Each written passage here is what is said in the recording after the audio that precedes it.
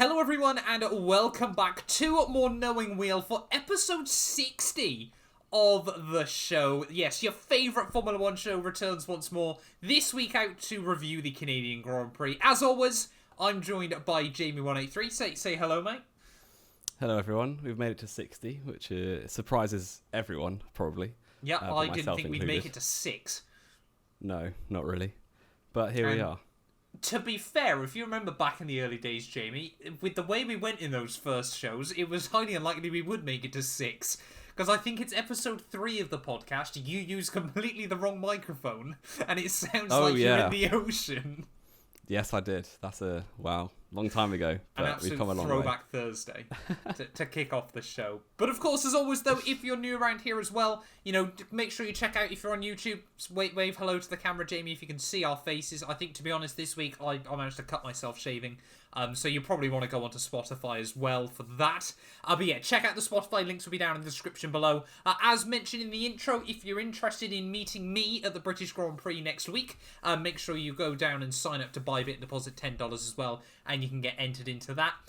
Formula 1 merch, everything else will be linked down in the description below as well. So yeah, definitely get yourself involved there because, yeah, I mean, next week, Jamie, we're going to have on-track reporting from Silverstone after the weekend. Yeah, I might enter that competition and try and win. Please, yeah. I've not seen you in 4 years. So it has been a while since we've met in person, isn't it? We'll have to do a live podcast at some point down the line. When we get the studio sorted, everything like that, you know, our complex set up, ready to go. But yeah, before we jump in though to the Canadian Grand Prix, anything exciting going on in the world of Jamie?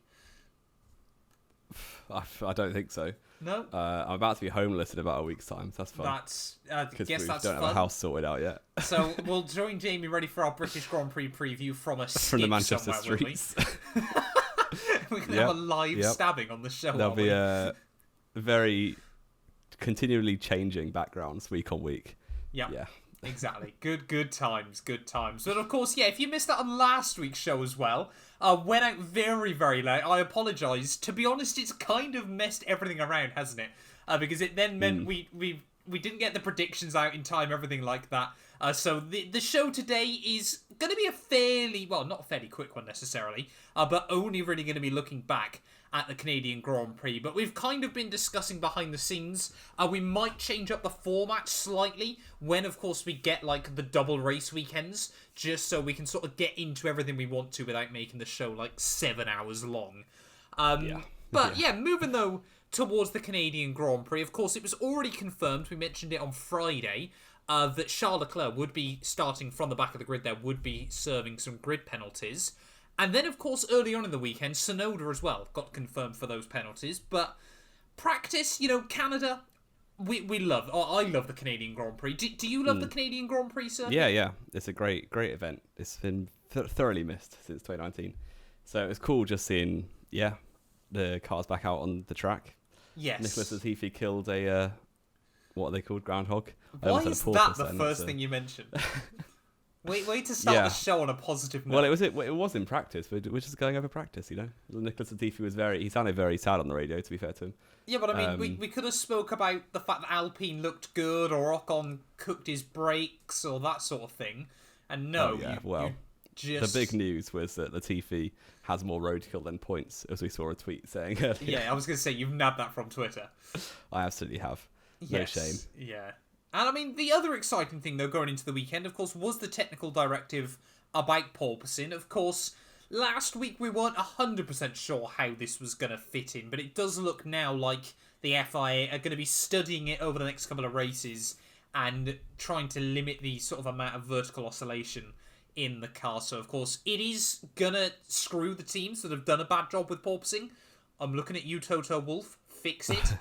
But of course, I think it was the fairest way of going about it, wasn't it? Yeah, definitely. I think it solves the problem and still benefits the teams that have done a good job. Yeah. So yeah. Exactly. I think it's actually the FIA using some common sense, which is very unusual. Yeah. So yeah, fair play. Yeah, we haven't seen that in a long, long time. Certainly not in the back half of 2021. FP3 though, Jamie, I think it deserves a bit of a special mention. I mean, Max Verstappen was rapid through FP1, FP2.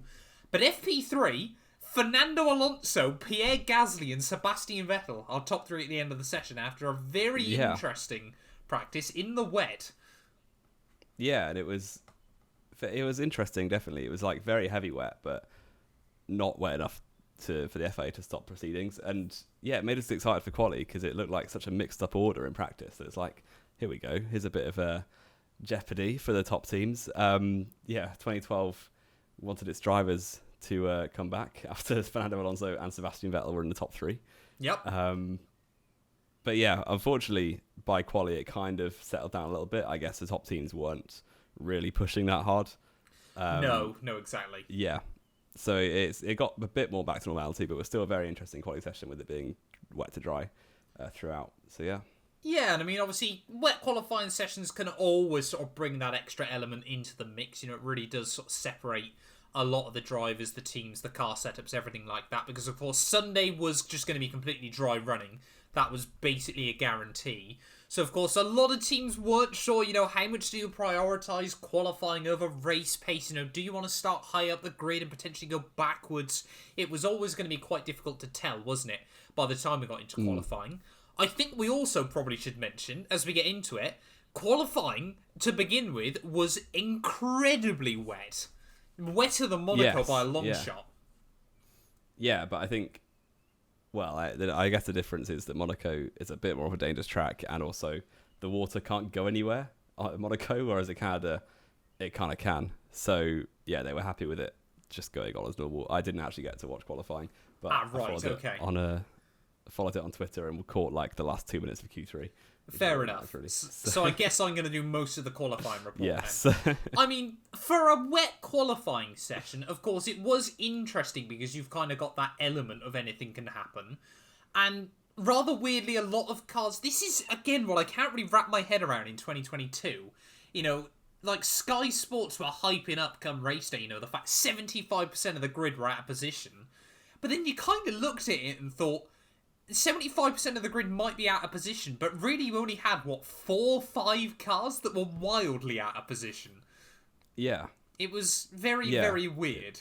Which it was also, from what I could get from, following on Twitter and stuff, it didn't seem like there was much really left to determine each session, because, obviously Q1 is just Q1, nothing's really major there. In Q2 especially, Norris, Perez and Leclerc all just didn't get to do a time because of various issues. Perez crashed.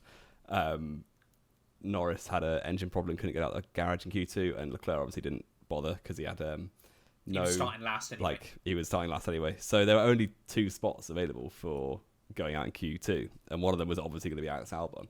So it wasn't really like there was much. Yeah, to be fair to him, he did a all right job. But yeah, it's always interesting when a lot of the spots are determined for each session. It's like there's not really much left to do. Yes. But Q3 it did spice up a bit. So exactly. And I mean, we probably should give a mention as well, though, because Aston Martin looked rapid in free practice.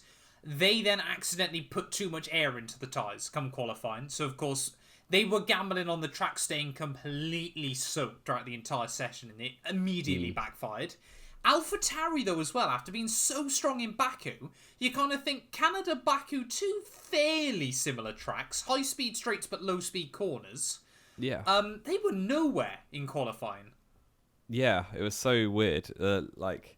They've always been particularly good at Baku ahead of other tracks, but yeah, it was obviously Tsunoda just didn't bother doing anything because he was starting last, and Gasly was out in Q1, which, yeah, it was a very strange one because he's usually okay in the wet as well. Yeah, it's a weird one, but I'm sure they get to the bottom of it eventually. Of course, then they were just joined by the Q1 bench warmer that is homeboy Nicholas Latifi. So yeah, at the end of qualifying, the back 2 rows were either grid penalties or Canadians, which wasn't too reassuring. But which I feel like will be the same for most of the season, really. It will be probably a fair chunk of the year, won't it? But yeah, I mean, yeah, Q2, like we said, got pretty exciting. Alex Albon went straight on down at turn 6, but luckily got away with it. Sadly, the same couldn't be said for Sergio Perez, though. Binned it at turn 3 and unfortunately got the front wing stuck under the tyre barrier. Or not the tyre barrier, sorry. The Tech Pro. Tech Pro. And then, just got stuck there, which brought out the only red flag, actually, in free practice. And yeah, like we said, obviously, Charles Leclerc, he was never going to do a Q2 run. Lando Norris had engine problems, and Perez just meant that it was Albon and Valtteri Bottas that were out in Q2. And special shout out, Jamie hasn't paid me to put this in there. Zhou Guanyu into Q3 for the first time. He was absolutely ecstatic with that after his Q2 run. And rightfully did a really so. good job all weekend. Again. Second race in a row that he's outpaced Bottas. Well, didn't outfinish him though. But we'll get onto that later on. But that was in the mainly video. down to luck. But yeah, the pace was there all weekend. I was really happy for Joe. So yeah, it's looking up, and he's always good at Silverstone and F2. So yeah, here we go. Well, he won last year. Yeah, but he also stalled it last year. I know, I was there. Thank you for reminding me. You're more than that was only in welcome. a sprint. The feature race he won, he beat Piastri, so he's clear. Yeah, because he started like way ahead of him, didn't he? No, he started second. Piastri was on pole. Oh, okay, I'll let you off. I'll just remember who won the title. Yeah, then of course we got into Q3, and that's where things got really interesting. Of course, Q1 was full wet tyres, Q2 was wets then onto intermediates, Q3 was intermediates, and there was a dry line starting to form on certain parts of the track. Now, I was kind of saying, if you're a Daniel Ricciardo, if you're a Zhou Guanyu, you may as well gamble it on a set of soft compound tyres. But in the end, it was actually our boy George Russell who took the gamble. Didn't quite work out, but like he said... I feel for him a bit, because it is a typical sort of gamble to take in a dry track. But the problem was, it was turn 1 and 2 that were still a swimming pool. Yes. So obviously that's the start of your lap. There's no time to get tyre temp. Like, you're just going to swim. And or fall build off up the track, confidence. Which is exactly what happened. So, yeah. Although he got another lap in, didn't he, after? He abandoned it at the end of the lap. Oh, okay. Yeah. So yeah, not good for Russell. I mean, he spoke about it on Sunday, didn't he? Yeah. He kind of said, we were either going to qualify sort of P4, P5, or we took the gamble. And I kind of thought, yeah, fair play, mate, go for it. And, I mean, that's nice as well, isn't it? The fact he's confident enough in himself, in a new team, in a car as well, that they have struggled with this year. The fact he goes, you know what, actually, I'm going to try it anyway. Yeah, he's never been on pole before, might as well. No, exactly. Give it a go. Exactly, and always a good qualifier in the wet. Spa last year. Yeah. But, I mean, yeah, we kind of spoke about what was going on in qualifying. I mean, the real story of qualifying wasn't it? Was just Verstappen was dominating. Fastest in all 3 sessions. Looked like no one was ever doing gonna get Alonso a close. disservice there a little bit. No, Alonso as well. That was what I was going to nicely segue onto. Fernando Alonso as well. Also rapid and comfortably, I think, P2 in most sessions, wasn't he? And qualified P2 on the grid. The only man to get within 1 second of Verstappen. Is that true? I didn't think it. I thought Sainz might have been like 9.5 tenths away. Let me just quickly double check I think that. basically all session we kind of knew that Verstappen was going to be on pole. Yeah. So he duly delivered. Got his 2nd pole of the year. Yep. I believe. Only the 2. Sorry, yeah, Sainz was 8 tenths away. Yeah. Yeah. So quali Alonso's first front row start in getting on for 10 years. Which is a bit ridiculous. Washed up. I wonder how many drivers have qualified in the front row since then. How many different drivers? At least 10. Well, yeah. I reckon, yeah. I mean, if we had a longer podcast, I could probably try and name them all, but we will not do that. We haven't got all day. No.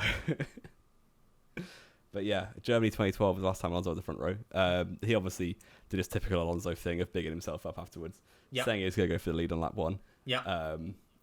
And for the first time in my life, I really hoped he did. Yeah, you became an Alonso fan overnight. Well, not quite a fan, but just less of an Alonso disliker, I suppose. I mean, quickly though, just before we get into the race, I love the fact now that you've said if we had a longer podcast, you try to remember that. I know full well you are going to be going through that in the back of your mind for the rest of the show anyway. I am doing, yes. Yeah. Well, the first one that came to mind was Nico Hulkenberg, to be honest, because he had a couple in that time. So just a little shout out. Did he get front rows after that? He did, yeah, Austria 16. I mean, there's going to be a lot there. There's going to be some really obscure ones. One other, but I can't remember the other one. No, I don't think so. Anyway, Let's get in then. Sunday race day. Like we said, we'd had all the dramatics of changeable conditions in qualifying.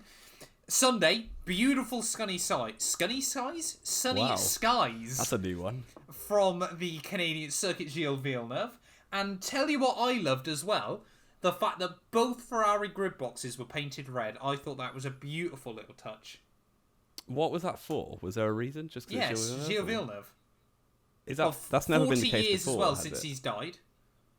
Oh, okay, fair enough. I did think I hadn't seen anything about it before the race weekend at all, and then on the formation lap, I thought Leclerc was like in the completely wrong place because I just didn't see the grid spot at all. But always know to sort of lower the tone, don't you, Jamie? Yeah. Rest in peace, Gilles.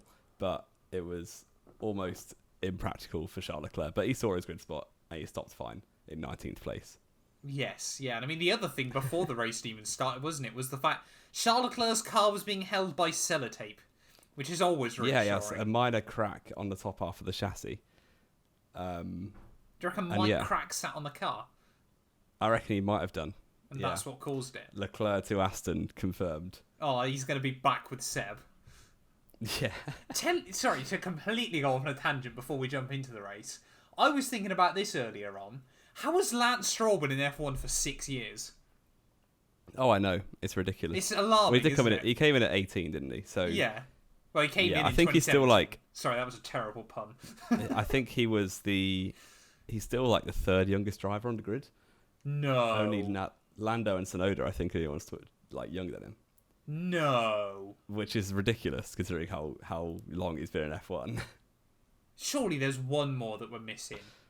No, I because don't think Pierre's old, isn't he? Russell? No, Russell's quite old. Albon's old. I'm saying old, they're all like 26. Yeah, I suppose he 24, must yeah. be. The Latifi's ancient, isn't he? Yeah, Latifi's like 27. Oh, God. Stroll's 23. Is Unless he still? Joe might be younger than him. Yeah, Zhou Guanyu's 98, isn't he? Joe is 23 as well. So Who's older? Who's maybe, older? Hold on. Joe is May. Stroll is October. 98. Yeah, so Stroll's older than Joe. So Okay. Joe, yeah. Wait, Stroll's There we go. 97. He's 1998. So, surely And Joe's Joe's older. 1999. Oh, right, okay. You said 98 for both. Yeah. I thought you'd forgot how months There were. we go. We'll get off of that. What a But, terrible Lance tangent Stroll. we've been on. That was a very uninteresting tangent. That was It would boring have been even way by more our interesting standards. if I tried naming all the pole sitters. That'd have been way more interesting. It would have been. Front row, don't forget, front row. Oh yeah. Anyway, let's try and get back to the Grand Prix weekend. The race then. started. There was a Formula One there we race go. this weekend, which Jamie and I just absolutely rambled on Waffle about about the past. anything. Of course, yeah, we said Fernando Alonso, he's going to go for it into turn one. Everyone believed this was the chance for El Plan. And then he eggs the start and ends up under more pressure from behind. Nothing Yeah, really he was lucky happens to off keep the start. P2 actually, wasn't he? He was, to be fair, because I thought Hamilton was just going to send it. Because Yeah, they get almost came revenge together, didn't they? for- 2007, wasn't it? At the Grand Prix. Yeah, Hamilton ran Alonso out of the road. Shock. Squeezed him out. He should have backed out, I think is what you actually mean to say. Well, he was just practicing for when he was teammates with Rosberg, so he could do that every week. Oh, so we could, again, outscore him. 2016. Only as good as your last championship fight against your teammate. What an obscure rule. Anyway, back to the The only Grand thing Prix. that did then. happen, Magnussen was feeling feisty. I swear he's either just irrelevant or he's fighting Lewis Hamilton this season. It's Kevin pretty much what Magnussen. he's known for, isn't it? Yeah. So he tried going around the outside of Hamilton into turn three. And once again, like in Spain, tried to get his elbows out and came off quite badly. So yeah, a bit of front wing damage on the front right end plate, and that was basically him done because he obviously got the meatball flag fairly Yeah. swiftly. Yeah, which it I was wasn't unlucky so for sure K-Mag. about. I think, yeah, it had lasted like 6 laps, hadn't it? Yeah. I understand it because it's always dangerous to have bits of debris flying around, but yeah, I thought it was a bit unfortunate. But then it kind of was his own fault for trying to go toe to toe against Hamilton again, and Yeah, but putting his what front ring at risk. What was weird about it, though, is when you watch the onboards, I don't know whether they just didn't show the right bit of onboard, but I never actually saw the contact. It looked I like think they it were was very late incredibly into the corner. close. Yeah, I think it was like almost coming up to the start of turning left into turn 4. Yes, It was very late in the corner. But yeah, a little nudge. Obviously not enough to dislodge it completely because it hang on. But yeah. I mean, we probably should have given Haas a shout out at the end of qualifying, shouldn't we? Because P5 and P6, locking out the third row of the grid was phenomenal. Only team with both cars in the top 6 as well. Yes, yeah, of course. Of course. But, yeah, I mean, unfortunately, it kind of fell apart for him pretty much immediately, didn't it? K-Man got the damage and got a meatball. And Mick Schumacher got jumped immediately by Esteban Ocon and then George Russell. So I kind of thought, right, this is where Mick just goes backwards and finishes like an obscure P12. Was then hanging on in P8. Seemed like Haas had good pace this weekend. And we'll get on to what happened to the rest of Mick's afternoon in just a moment. But immediately the conversation, of course, was about tyre life. Because lap 6, Sebastian Vettel and Pierre Gasly both jumped to the pit lane. Which seemed alarmingly early. Yeah, they started on mediums as well. So it was weirdly early in the race. Gasly also almost killed someone on the way into the pits. Yes, yeah. But luckily not. It is a very dangerous pit lane, to be fair. Yeah, it's weird, isn't it? You kind of like both ends of it aren't great, I don't think. Well, the exit's fine. The exit, I think, is the best pit lane exit in Formula 1. Nah, Abu Dhabi. No. Tunnel. No, Canada, because Canada's like Abu Dhabi, but a million times better. If Canada went underground, it would be like Abu Dhabi. Yeah, but why would it need to? No, I don't know, just to show off. That's what they could do actually with Canada. You go down a ramp and then you come out on the inside exit turn 2. Yeah, that'd be great. We just fix Canada. You just launch into the track from the middle. So you should just like have a launch pad and just jump over turn 2. Well, I'm just thinking, is it Mario Kart 64? This is going to be such a weird reference. Mario Kart 64. I've no idea. What's it? Toad Highway, I think it's called. Is that a Tilka track? No, where if you go down, you go into a tube and then you just like get teleported back out onto the track. That's what they could do at Canada. That's what they could do. A teleport, yeah? Yes, yeah. Or, of course, you run the other risk of, if there's a huge hole in the circuit, if you run wide at turn 1, you go straight down into the pit exit and just get absolutely destroyed. Yeah. We are rambling badly today. Yeah, no one's watching at this point, really, are they? I mean, we're 15 minutes in, it's not going well. Let's talk then. Obviously, 7 p.m. pit, and then lap 8. Sergio Perez, after a terrible qualifying, had kept it clean early on, until the gearbox/transmission just decided it had enough. Yeah. Another bit of Red Bull unreliability, making it, I think, 4-4 for the season in terms of Red Bull versus Ferrari. Mechanical DNFs. So not the best. Obviously, new regs are always going to throw up mechanical gremlins. But yeah, not Gasly. He also dream on. Perez was the one to go unlucky this time, thinking Gasly was in Red Bull. What am I even thinking? Yeah, unfortunate for him, but he was only like P13 still. He didn't really make much progress. So he still would have recovered though. He can move on and dust himself down for Silverstone, I'm sure.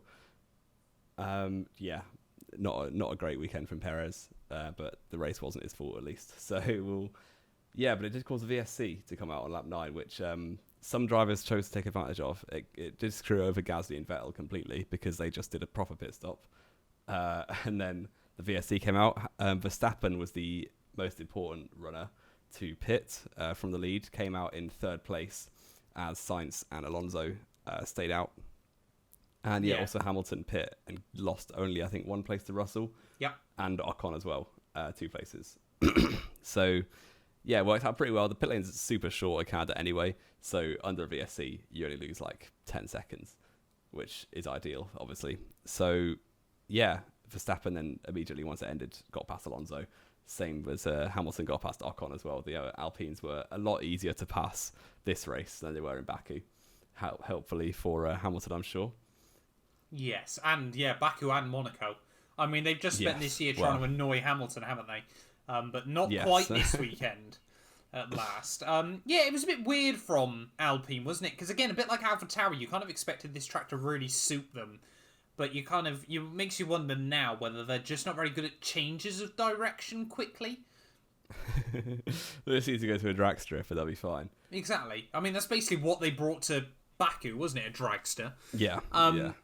But yeah, I mean, we kind of spoke about this before we started recording, to be honest. The Canadian Grand Prix was bizarre because a lot was happening, but not only was race direction not really seeing a lot of it, but also a lot of what was happening also wasn't that exciting in the sense of we were getting a lot of uninteresting. moves, but they were kind of, obviously, as you would expect, they're all just DRS passes, everything like that, until later on in the afternoon. I mean, lap 20... I always find that...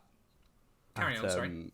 Thinking back to when, like, the top 6 cars were clear of everything else by, like, 2 seconds, I used to find it so boring, those kinds of races where you had one or two cars coming back through the field. I'm thinking, like, France 2018 is a prime example of, like, Bottas and Vettel coming back through the field. Like, people were saying, oh, it's a really interesting race, overtakes all throughout. It's like, yeah, but I don't really care. Like, it's just the same overtake every lap, and it's obviously going to happen. The defender doesn't have to put up a fight because the other car's so much faster. And yeah, you kind of had that this race as well. I would massively prefer a super intense race with fewer overtakes, thinking like, what's one from this season? Maybe like Imola. I mean, I guess that was Australia wet, so for a lot of that. Australia as well for a lot of the race. I would happily take one of those races rather than like one with double the overtakes, but they're all just super obvious DRS passes. See, yeah, I mean, the DRS passing, I mean, I've always been quite vocally for DRS still. I think the sport would be in a much worse place if it wasn't there, as we saw at Spain when Verstappen couldn't get past George Russell. Yeah.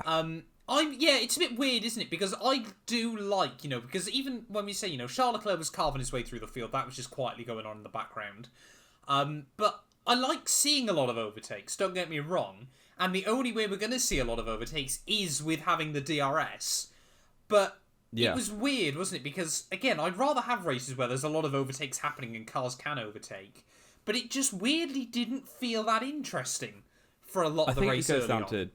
It goes down to track design a little bit as well, I think. And TV direction has been awful TV direction as well. But I'm thinking back to Korea, for instance.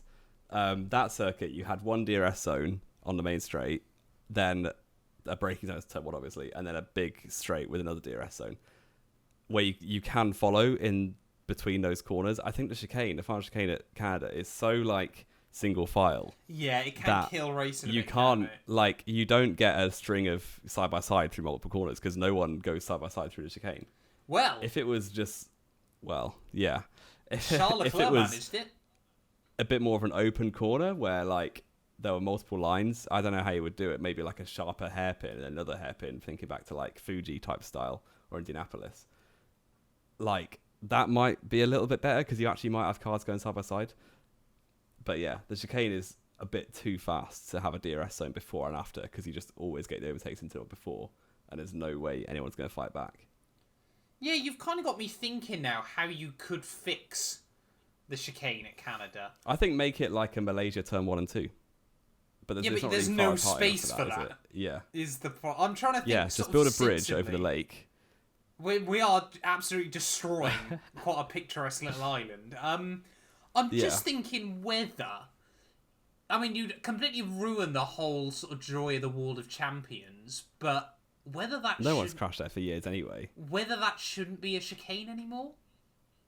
Yeah, I think it'd be better as just even maybe through? flat and just shorten the corner, like shorten the DRS zone massively, obviously. But yeah, don't know. Let us know what you think. How would you change Canada to make it a little less predictable in terms of overtaking? Yeah, it's a weird one, isn't it? Let's get back though to poor Michael Schumacher. Running in the points, we said he dropped down to 8th at the start. He was comfortably there. I think had issues which allowed Zhou Guanyu to overtake him. Some people thought they'd come together. Overtake. Class overtake from Zhou. Okay. Yeah, all kind of went pear-shaped for Mick, didn't it, sadly? Yeah, same position of retirement as Perez. Pulled off just by that grandstand at turn 9, 10? Turn 8. Turn 8, yeah, that one. And yeah, retired from the points. I struggle to believe that he would have stayed in the points just because it's Mick Schumacher. Yeah, so it's bad, isn't it? He would have found a way to throw it away. Yeah, with that late safety car, he would have probably done something stupid. But yeah, I mean, to be honest, in many ways for Mick, it was probably quite a good thing. Again, we're not very hopeful of him clearly on the show. But, at least people don't blame him for this one. Exactly. Yeah, and I mean, that obviously brought out another virtual safety car, which Perez, sorry, not Perez, he was out long ago. Sainz decided to pit even. But Alonso again stayed out. I actually saw there was a reason for that, which Was it the that he fact was really Alpine unlucky. don't know strategy? No, he actually was. He was already past the pit lane when the VSC got called. Yeah, but it was out for a couple of laps. Nah. By the time he came around again, it ended as he would have just going past the pit lane. Ah, right, okay. Fair So enough. he decided to stay out because it ended too early. But yeah, it's very strange because like you had, I think Vettel had done 2 stops by then. Everyone else had done 1 stop, and then Alonso's still on his starting medium tyres, and it's like, Yeah, I don't think that's L plan, to be honest. No, Yeah. it was more L pain than L plan, wasn't it, come race day? So Yeah. yeah, Alonso stayed out and then very quickly got rejumped by Sainz and Hamilton. Then, yeah, it kind of, like we said, the race wasn't dead necessarily. There was still overtakes going on, but none of them were particularly memorable or important because they were all just DRS moves. We kind of have to go to lap 44 before Max Verstappen then opts to pit onto a set of hards to see him through to the end of the Grand Prix. Sainz then, as Verstappen comes out, Sainz is about 11-12 seconds up the road. Hamilton even just gets in front of him and kind of gives him the elbows as well, which I loved seeing.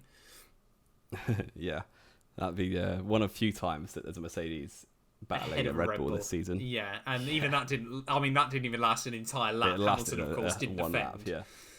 Yeah, I really Red don't Bull. get why Verstappen got so vexed on the radio about that because it was obvious that he was just going to drive straight past him on the first attempt.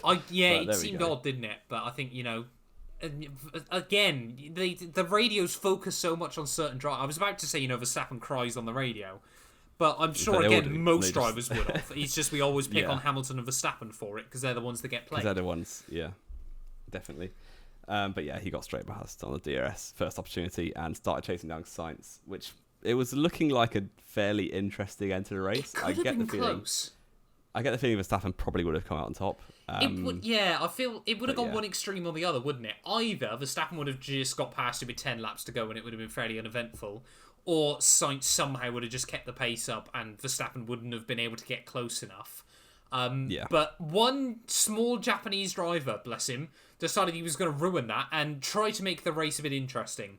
And what an awful way to crash out. It was a very bad mistake.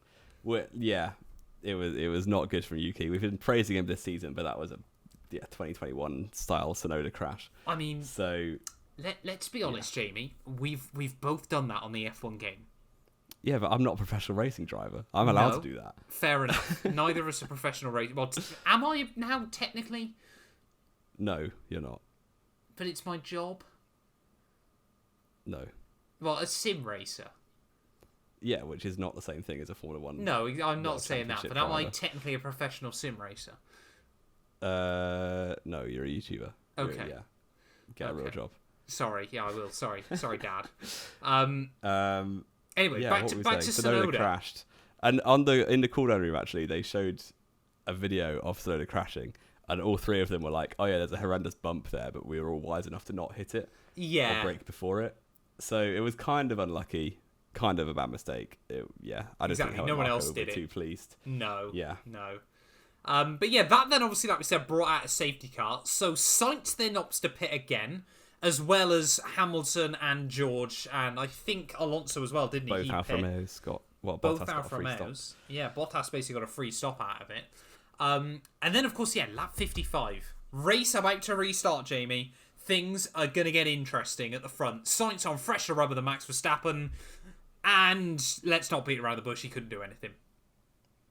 No, I think it was a very measured drive from Verstappen because it looked like Sainz was staying in the DRS quite comfortably for a few laps and getting a little bit closer and closer every time, but Verstappen was just able to withstand that pressure.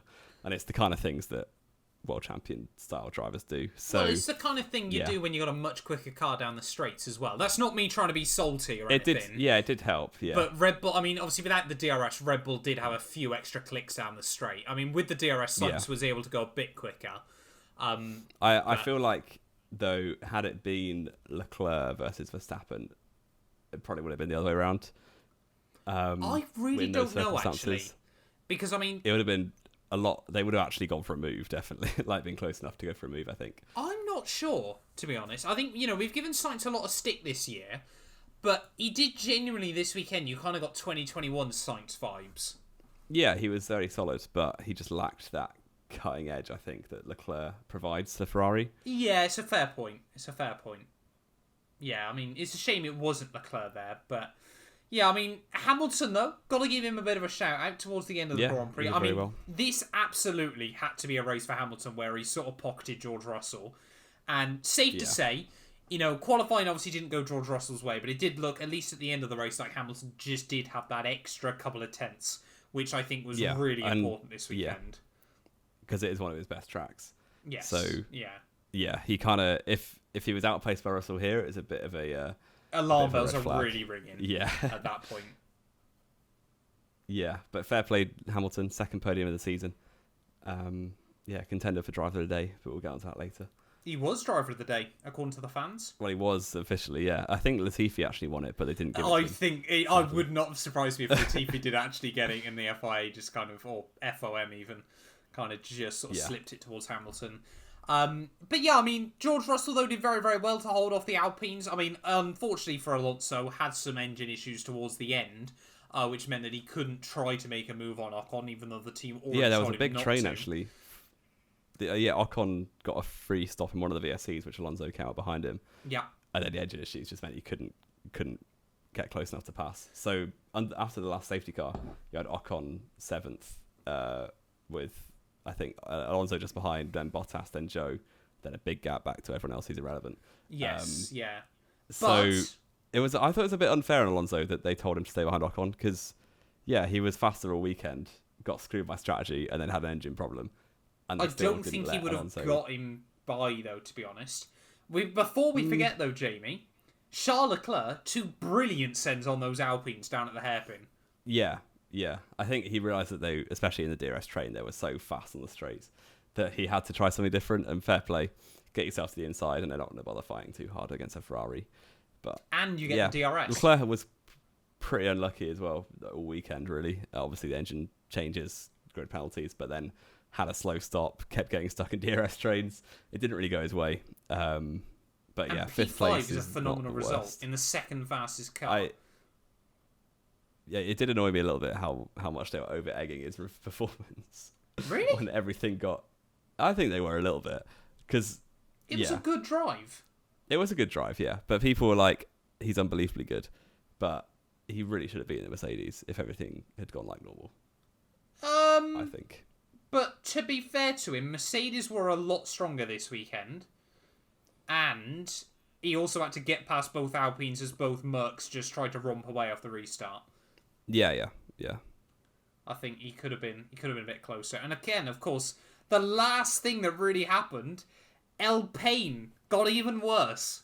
Alonso got a 5-second penalty post-race for weaving down towards the final corner. And I thought, to be honest, looking on the onboard, I think a lot of people were on the fence about it. I think that 5-second penalty was completely fair.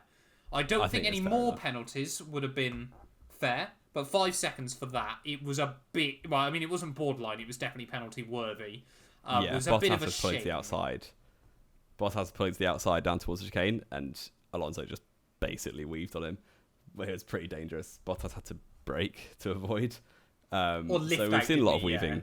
Yeah, we've seen a lot of weaving before when it's the brake slipstream, which I think the FIA basically say that's fair enough. What without DRS? They're a lot more lenient when there's no DRS, I think, which is fair. So Abu Dhabi, final lap, for instance, down the first straight. Well, let's not talk about how stupid that whole thing was by the FIA, but still. Yeah, but they're less lenient when it's the car's right behind you. It's very dangerous because a plane crash could occur very easily in that scenario. Yeah. I mean, if Bottas wasn't Bottas, that could have been a massive shunt. Yeah. But of course, Bottas and just immediately over the line, Bottas was like, "Yeah, you need to get a penalty," which they did. So, exactly. Yeah, it raised up the Alfa Romeos, and that was it. Alonso still finished 9th. It did. So it meant our final running order then. Max Verstappen, pretty much a flawless weekend, wasn't it, from the Dutchman? Did everything he needed to, walked away with the dub. Couldn't ask for much more than that. Sainz P2, Hamilton and George Russell. Mercedes seemed to make good progress this weekend. Again, though, obviously it's a track that Hamilton's always been good at. And, of course, George Russell is doing incredible work this year in that Merc. So a decent result, don't get me wrong. Leclerc P5, Ocon 6th ahead of Bottas and Zhou Guanyu. More points for Zhou Guanyu, finally breaking his duct after a horrible run in recent weeks.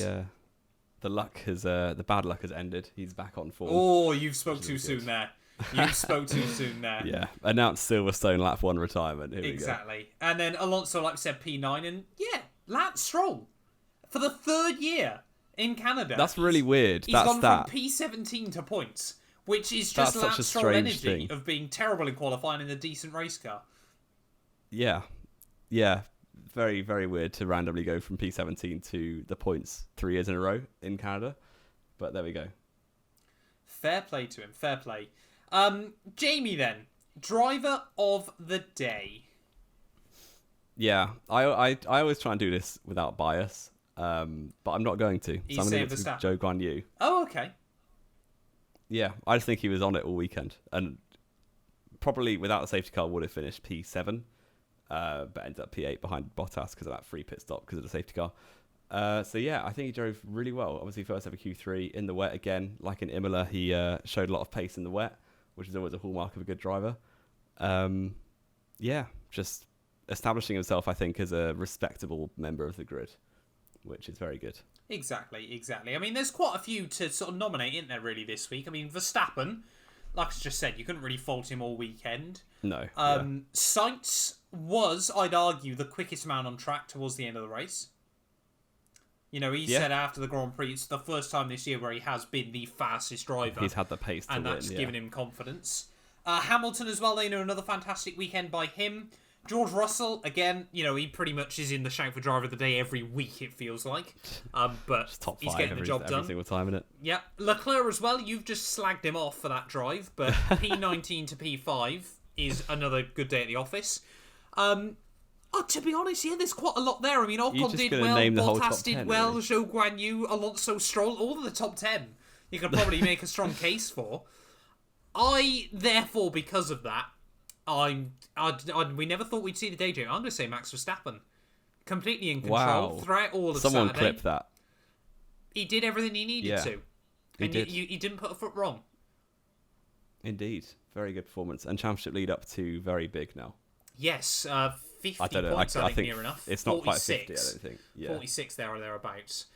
But it's basically reversed from 7 races ago. When, there's been like 100-point shift. Points clear. 100-point shift in 6 or 7 races is kind of mad. Let's, rather begrudgingly for me this week, jump in to F1 Fantasy. I'm very happy. Oh, Lord. I strongly dislike F1 Fantasy. So I was perhaps influenced a touch by Free Practice 3. Because on Saturday morning, or I guess it was Saturday afternoon in the UK, I bought in Sebastian Vettel to my team. Oh, did you? So yeah, you kept that one quiet. Unfortunately, that didn't go very well. But I also bought in Sainz and turboed him because obviously you can't. Well, there was no point turboing Leclerc when he had the penalties. So yeah, I had a lineup of Verstappen, turbo of Sainz, Alonso, K-Mag, and Vettel. And Ferrari is my constructor. So actually, after Saturday, I had 4 of the top 5 in my team, which was very nice. That's kind of mad. And yeah, that resulted with an overall point score of 218, which I'm very happy with. Oh, no. I feel like I might be beating you now. Oh.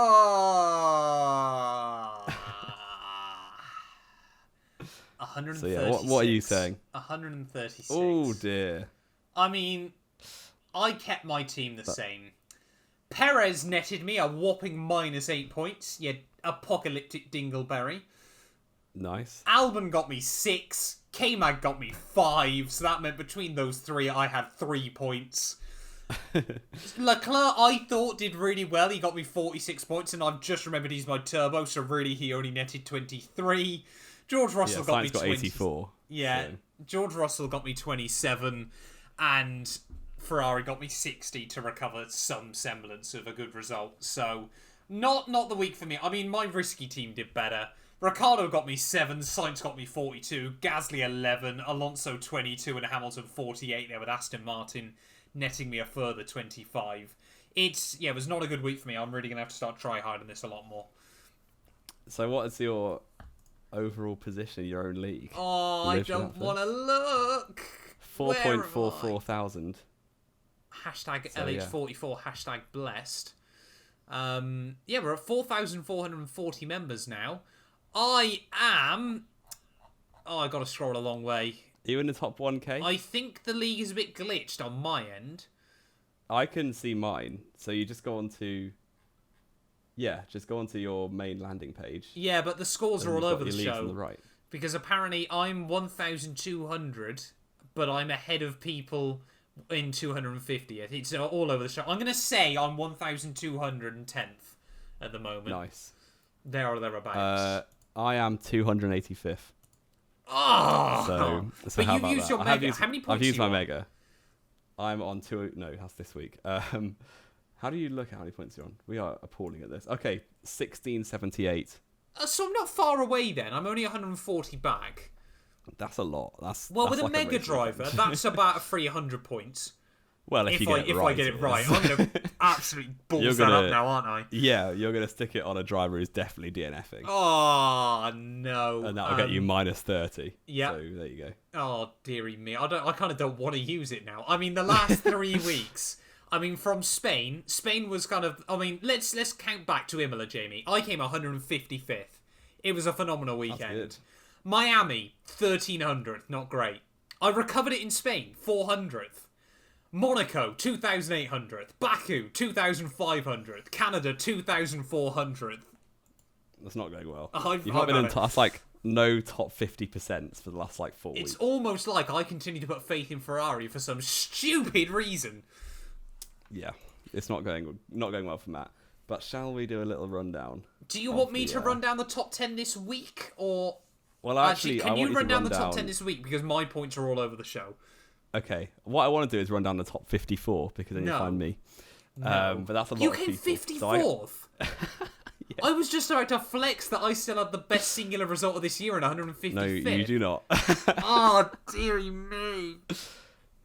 Yeah. So the number one this week, Tay B, using a Mega Driver 308 with a team of Verstappen Megad, Sainz, Alonso, Bottas, Magnussen, and Ferrari. So it's the same actually as my team, apart from Bottas instead of Vettel, and then obviously with the Mega Driver. And then clear in the first place, and we've got Zhao P in second, who actually used their Mega and their wild card this week, which I didn't even know was possible. Yeah. With a little team of Verstappen Mega, Sainz, Alonso, Magnussen, again with a Russell and Aston Martin combo as the other two. In second place, then we had Jack Racing Towery in third, joint with Anton K with Molotov Dream Team. And we've got Chris Z in fifth, Scott B sixth, Georgios A in seventh, with Federico, Ian, and Sam, and a lot of people tied in 10th. Yeah. Fair enough. That's the top 10 from Canada. Congratulations if you made it into our top 10 this week. I was 12 points off getting a shout out in the top 10. Oh, imagine you get a shout out in your own podcast. How bad would that be? That would be ideal. That'd be great. Looking at the overall league, though, Larry T, still on top. He's just 31 clear of Max Tito with Matzel's mustache. Ooh. And... who Mega this week? Max hasn't used his Mega. No, he just did. He has. It's not telling me he's used his Mega. F1 Fantasy is not working on my end, Jamie. When did he use it, though? I don't actually see... It says it's available for me as well. When did he use it? I don't think he has, therefore. Oh. Okay, no, he hasn't. No. You're thinking of another Max, I think. In Spain? Yeah. I thought it was the other way around, because he was the only one... I was messing up. Move on. No, exactly. So he's still second then with a Mega Driver. Tim still P3 though, ahead of Lord of the Wings Jack S in fourth. Rafferty, our top American there in P5, ahead of Sim F, the Australian in sixth place there. Carlos, Sid V, Gavin D, Tom R, and then also Svanvit. I'm so sorry. Yeah. I'm definitely not. I saw that name come in. I'm like, here we go. I butchered that name so horrendously. Svanvit Oscar Bjorns is also 10th, and I think you deserve a special shout out again because I've shouted out someone else completely the way I butchered your name there, mate, but I apologise. Yeah. All with over 1,800 points. So if I nail my Mega Driver and I get about 1,500 points from it, I'm back in this. Yeah. I only need 150 to get into top 10. If I get into top 10 by the end of the season, it's almost like we know wheel. We do. And fantasy F1 is all about luck, but we'll ignore that. It pretty much is, to be fair. More importantly, though, in my sweepstake league, okay, sorry. I thought I was gonna lose £10. I'm actually in the top 2, which means I might get some money back now. So that's ideal. Good. Congratulations. It's all coming up me. Congratulations. Let's get... Actually, no, this week we can get into the predictions recap. I apologise. I never put a graphic out for it. It was too late on Friday, and I thought I'm not going to put it out during qualifying. Yeah, exactly. But this week, I outscored Jamie. Yes, by 1 point overall. Because I predicted a Verstappen domination. Yeah, and got most of it right. So before the weekend, we had a little... myself on 35 points and you on 22. Oh! So the gap was 13. The gap is now 12. Yes! Which is very sad. How many races have we got to go? I think there are 12 races left. No, there's got to be more than that. We're only on round 9. 13 races at least. Was that around 10? No, Canada was round 9 of the year. Oh, okay. Was it? So if you do 1 point every week from now until the end of the season, I'm going to edge you out by 1 point at the end of the year. Exactly. What a comeback drive that will be. Absolute mad lad. So I predicted a Carlos Sainz pole, which was brave. Not the best. Brave, but not too fair, stupid. Only P3, so not the worst.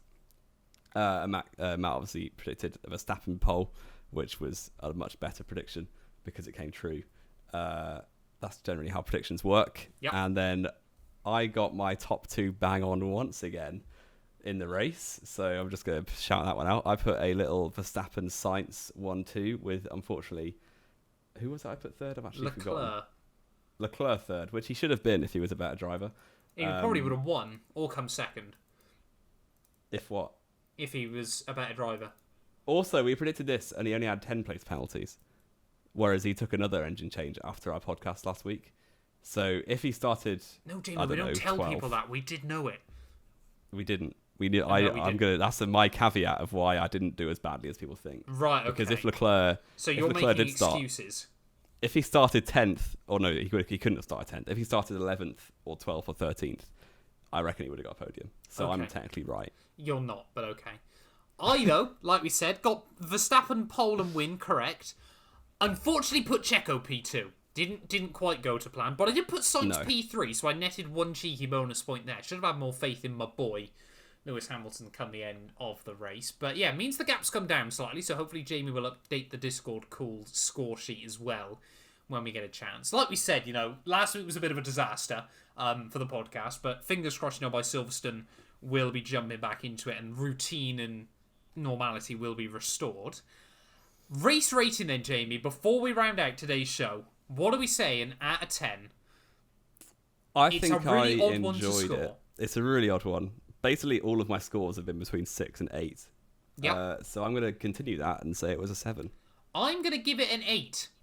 Because as much as people thought it was dull, and it kind of weirdly was but wasn't at the same time, not only did we get annoyed the fact there wasn't an intense battle for the lead at the start, there was an intense battle for the lead at the end. And if that doesn't warrant a higher score, it literally gave us both spectrums of a good race. So actually, I'm going to give it an 8.5. Wow. You've just changed your whole opinion of the race in the last 30 seconds. I have. You're absolutely right. And that is going to be it from me. 8.5 there for the Canadian Grand Prix. Anything else to add, though, Jamie, before we look forward to Silverstone in a couple of weeks? One of the sound mechanics had to jump in the lake. I don't know if you saw that. I didn't. And also, before I forget, there was a sniffer dog that had to go through Red Bull's garage, apparently. Oh. Canadian police and a sniffer dog. Was someone doing drugs? I reckon, if it's anyone, it was Jos Verstappen. Yeah, it wouldn't surprise me. Actually, I've just seen a picture of Jos Verstappen on Twitter. That's very terrifying.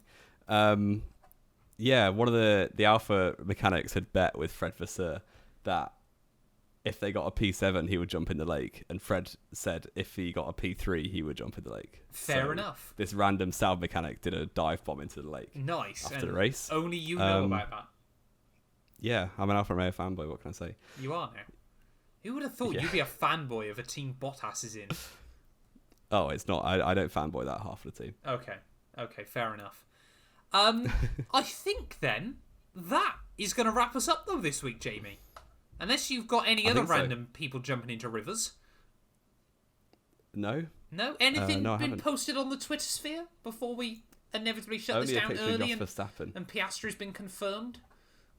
Oh, he basically has. That's another thing. He has, yeah. Otmar Safnauer did say that yeah. earlier on at the weekend. Yeah, Piastri to Williams next year. Yeah, Confirmed. that's all. Loving that. Basically, confirmed as far as we care. Yes, yeah. But yeah, that'll do us though for this video. Thank you to everyone that has listened / watched and enjoyed. And we'll be back then next week, ready to preview the British Grand Prix. We've got another break week coming up. Like we said, we're going to change around the format slightly if we can later on in the year. But yeah, we will return very, very soon then with more Knowing Wheel.